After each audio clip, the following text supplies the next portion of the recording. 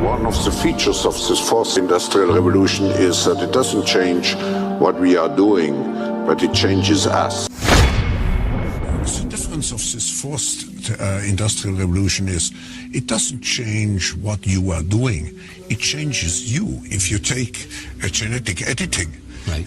Just as an example, it's you who are changed, and of course this has a big impact on your identity. And offers certain kinds of possibilities that have to be careful about. You know, when you began to do that kind of gene editing, some people worry that you are changing what it means to be human. That's the problem. And of course, the new industrial revolution offers us many opportunities, but it raises manifold questions on the ethical, but even legal implications. And we have to be prepared for it, and that's what we want to do in Davos next year. The economic model. The Harvard Economic Research Project, 1948, was an extension of World War II operations research. Its purpose was to discover the science of controlling an economy, at first the American economy and then the world economy. It was felt that with sufficient mathematical foundation and data, it would be nearly as easy to predict and control the trend of an economy as TTO predict and control the trajectory of a projectile. Such has proven to be the case. Moreover, the economy has been transformed into a guided missile on target. The immediate aim of the Harvard project was to discover the economic structure, what forces change that structure, how the behavior of the structure can be predicted, and how it can be manipulated. What was needed was a well-organized knowledge of the mathematical structures and interrelationships of investment, production, distribution, and consumption. To make a short story of it all, it was discovered that an economy obeyed the same laws as electricity, and that all of the mathematical theory and practical and computer know-how developed for the electronic field could be directly applied in the study of economics. This discovery was not openly declared, and its more subtle implications were and are kept a closely guarded secret. For example, that in an economic model, human life is measured in dollars, and that the electric spark generated when opening a switch connected to an active inductor is mathematically analogous to the initiation of war. The greatest hurdle which theoretical economists faced was the accurate description of the household as an industry. This is a challenge because consumer purchases are a matter of choice, which in turn is influenced by income, price, and other economic factors. This hurdle was cleared in an indirect and statistically approximate way by an application of shock testing to determine the current characteristics, called current technical coefficients, of a household industry.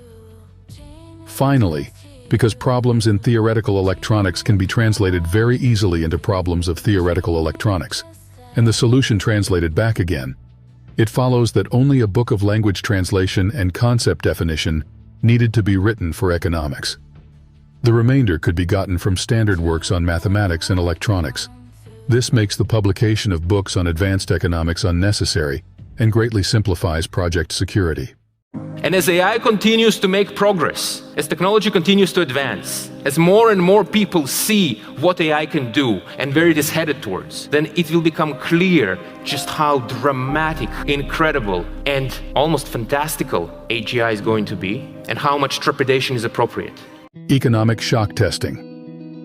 In recent times, the application of operations research to the study of the public economy has been obvious for anyone who understands the principles of shock testing. In the shock testing of an aircraft airframe, the recoil impulse of firing a gun mounted on that airframe causes shock waves in that structure, which tell aviation engineers the conditions under which some parts of the airplane or the whole airplane or its wings will start to vibrate or flutter like a guitar string, a flute reed, or a tuning fork, and disintegrate or fall apart in flight. Economic engineers achieve the same result in studying the behavior of the economy and the consumer public by carefully selecting a staple commodity such as beef, coffee, gasoline, or sugar, and then causing a sudden change or shock in its price or availability, thus kicking everybody's budget and buying habits out of shape. They then observe the shock waves which result by monitoring the changes in advertising, prices, and sales of that and other commodities.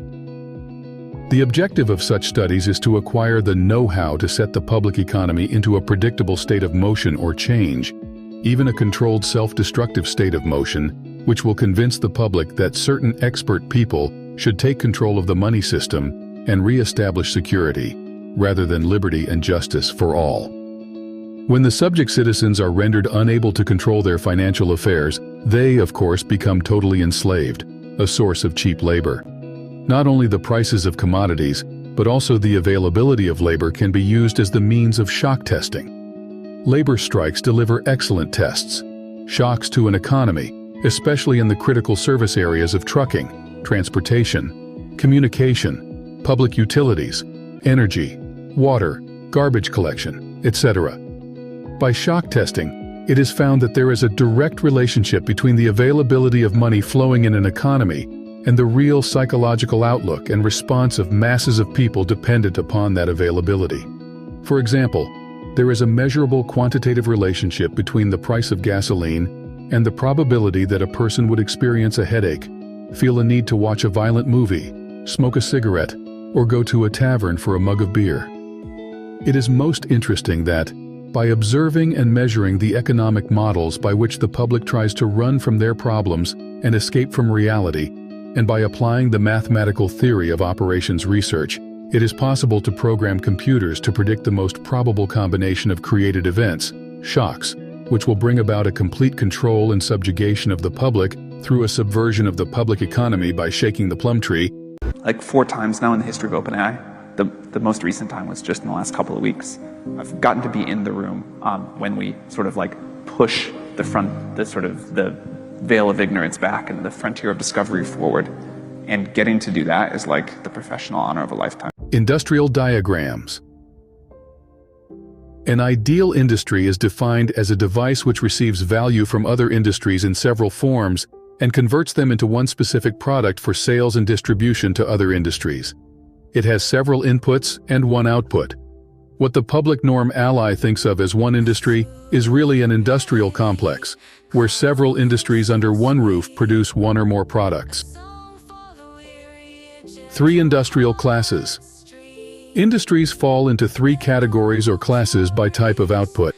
Class #1, capital, resources. Class #2, goods, commodities or use, dissipative. Class #3, services, action of population. Class #1 industries exist at 3 levels. 1. Nature, sources of energy and raw materials. 2. Government, printing of currency equal to the gross national product, GNP, and extension of currency in excess of GNP. 3. Banking, loaning of money for interest, and extension, inflation, counterfeiting, of economic value through the deposit loan accounts. Class #2 industries exist as producers of tangible or consumer, dissipated products. This sort of activity is usually recognized and labeled by the public as industry. Class #3 industries are those which have service rather than a tangible product as their output. These industries are called 1. Households, and 2. Governments. Their output is human activity of a mechanical sort, and their basis is population. Aggregation. The whole economic system can be represented by a 3-industry model if one allows the names of the outputs to be 1. Capital, 2. Goods, and 3. Services. The problem with this representation is that it would not show the influence, say the textile industry, on the ferrous metal industry. This is because both the textile industry and the ferrous metal industry would be contained within a single classification called the goods industry. And by this process of combining or aggregating these 2 industries under one system block, they would lose their economic individuality. The E-model. A national economy consists of simultaneous flows of production, distribution, consumption, and investment. If all of these elements, including labor and human functions, are assigned a numerical value in like units of measure, say $1939, then his flow can be further represented by a current flow in an electronic circuit, and its behavior can be predicted and manipulated with useful precision. The 3 ideal passive energy components of electronics, the capacitor, the resistor, and the inductor, correspond to the 3 ideal passive energy components of economic, called the pure industries of capital, goods, and services, respectively. Economic capacitance represents the storage of capital in one form or another. Economic conductance represents the level of conductance of materials for the production of goods. Economic inductance represents the inertia of economic value in motion. This is a population phenomenon known as services. I expect AI to be capable of superhuman persuasion well before it is superhuman at general intelligence, which may lead to some very strange outcomes. Economic inductance. An electrical inductor, for example a coil or wire, has an electric current as its primary phenomenon and a magnetic field as its secondary phenomenon, inertia.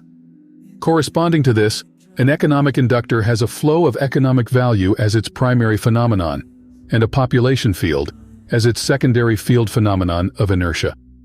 When the flow of economic value, for example money, diminishes, the human population field collapses in order to keep the economic value, money, flowing, extreme case war.